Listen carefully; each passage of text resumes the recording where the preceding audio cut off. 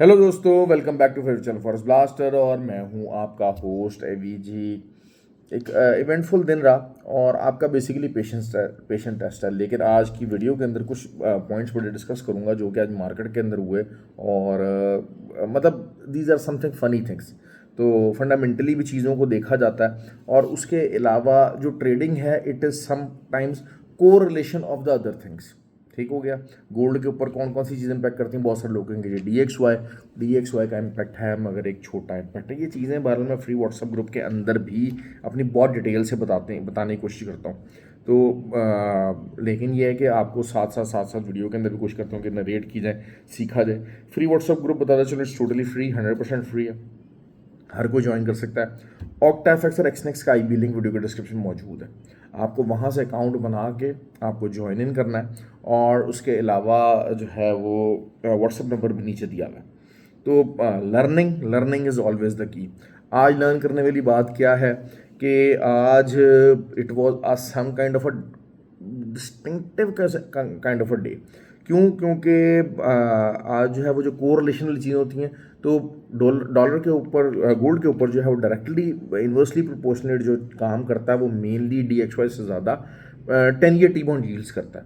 तो 10 year T bond yields, लेकिन कभी कभी एक दिन ऐसे होते हैं कि जिस दिन आपको चीज़ें तंग करती हैं, और आज का दिन प्रॉपर वो दिन था। मतलब आज अगर आप देखते जाएं तो तीन चीज़ें मैं डिस्कस करूंगा। एक तो ये कि आज DXY ने भी थोड़ा सा पंप लिया, 10 ईयर टी बॉन्ड यील्ड्स ने भी रिबाउंड लिया, उन्होंने पंप लिया, और gold was also pumping. So this was total एक मैनिपुलेटिव डे। उसके अलावा अगर हम बात कर लेते हैं स्ट्रक्चर वाइज और प्राइस एक्शन वाइज, तो आज सबसे पहले तो आपकी जो इंट्राडे की कैंडल थी वो एक डोजी बनी हुई थी। अच्छा, उस डोजी के अंदर 100% रिजल्ट तो नहीं आता, लेकिन still it is a good and a bearish pattern. और अच्छे वॉल्यूम से लगी हुई थी, लेकिन गोल्ड ने बिल्कुल भी जो है वो उसको कहीं भी खातर में नहीं लेकर आया। फिर उसके बाद एज 4 के अंदर एक डॉजी क्रिएट हुई, और मज़े की बात यह है कि उसने भी सेलर्स को इंगेज किया, रिटेलर्स को, सेलर्स को इंगेज किया, और ऊपर।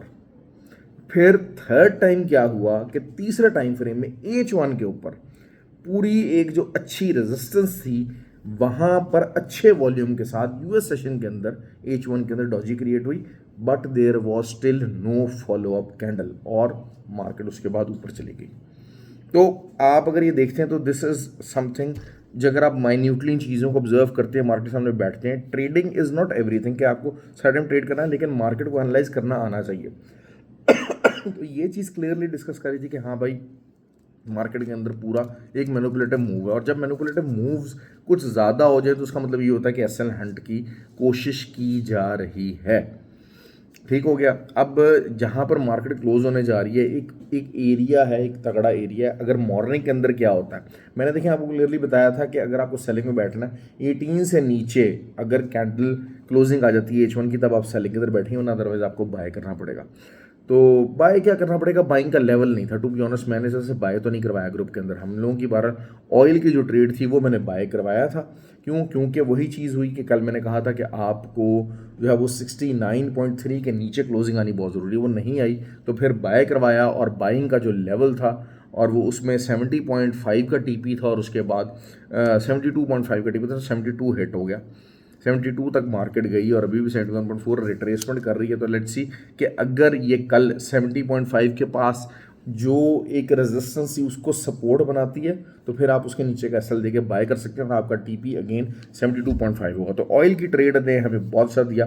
असल चीज़ क्या होती है, आपको सीखना है पेशेंस, कि यार ठीक है, आज का दिन मुझे मेरे सेटअप ने ट्रेड नहीं बताई है, आई कैन वेट टुमारो। मुझे आज अगले दिन भी नहीं बताई, मैं अगले दिन का वेट कर लूँगा, और फिर अगर ये नहीं होगा तो मैं किसी और पेयर के अंदर ट्रेड करने की एबिलिटी रखता हूँ। So that is how the things turn out today. Silver का भी देख लेते हैं। सिल्वर का भी जो है जो चीज़ हुआ, कल का वॉल्यूम था, एक कैंडल बनी हुई थी, और उसके बिल्कुल बरक्स, हाँ, वॉल्यूम बहुत कम लगा, लेकिन दोबारा से एक बहुत बुलिश डंडा खड़ा हो गया और एक नया हाई लग गया। तो that is something really crazy. तो अब यही चीज़ है कि अगर आप बाय करते हैं, मैंने आपको बार बार कल समझाया था कि बाइंग का लेवल कोई मौजूद नहीं है।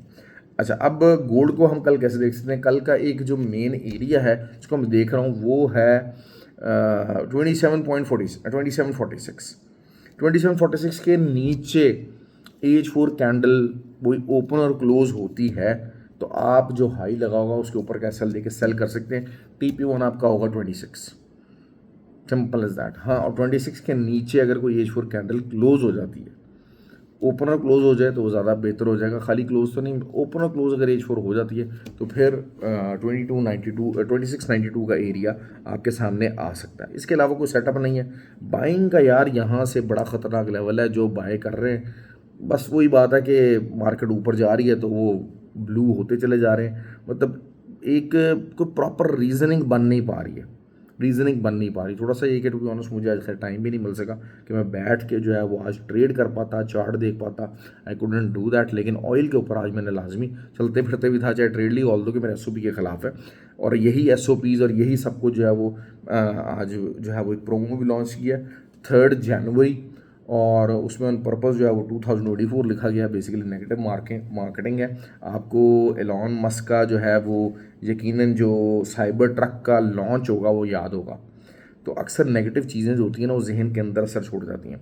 वो साइबर ट्रक के अंदर क्या हुआ, उसने बॉल मारी और उसने कहा कि जी ब्रेक फ्री ग्लास है, और वो ग्लास टूट गया, ठीक हो गया। अब शायद लोगों को, दुनिया को, मैं अपनी बात करता हूँ, हाँ मुझे तो शायद यकीनन पता नहीं लगता कि जनाब जो है Elon Musk cyber truck launch कर रहा है।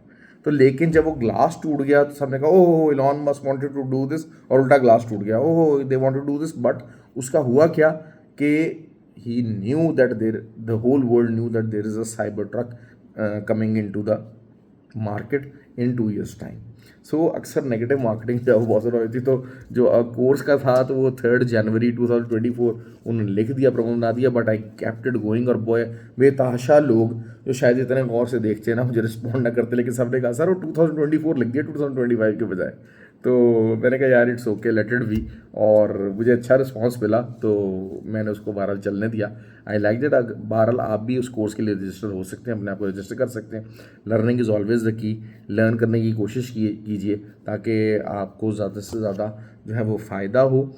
और जो ट्रेडिंग एक स्लो प्रोसेस का नाम है, एक प्रोसेस के अंदर हिस्सा बनने का नाम है। ये गैम्बलिंग नहीं है कि आज आप कसिनो गए, आपने 2-3 घंटे लगाए, you got lucky and you win. और लेकिन अगर वही बात है, कसिनो अगर आप रोज़ जाएंगे तो आप हारेंगे। ट्रेडिंग कसिनो नहीं है। Trading is something very important about learning. Learn किए बगैर आप समझ लें कि कसिनो से भी वर्स्ट ऑड्स हैं आपके पास यहाँ पर जीतने के। तो कैसीनो में फिर आपके पास ऑड्स बहुत अच्छे होते हैं। मैं ये बातें अक्सर कहता हूँ। तो जो हमारे जो पुराने व्यूअर्स हैं या जो पुराने free group WhatsApp group members हैं या मेरे एकेडमी के जो स्टूडेंट्स हैं, दे नो दैट कि जनाब जो है ना ये बातें किस तरह से रिवील की जाती हैं और किस तरह से समझाई जाती हैं। तो लेट्स होप कि यू डू गुड टुमारो। और वीडियो को लाइक और शेयर ज़रूर किया कीजिए। जिन्होंने कमेंट किया उनका बहुत ज़्यादा शुक्रिया। आज भी आई होप कि they will do the same comment. Thank you.